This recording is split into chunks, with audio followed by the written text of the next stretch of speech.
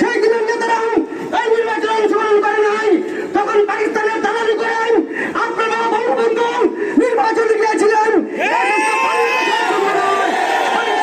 জন্য। বড় বড় কথা বলেন, বলতে চাচ্ছিলাম না, আজকে বললাম আমরা মুক্তিযোদ্ধা পরিবারের সন্তান।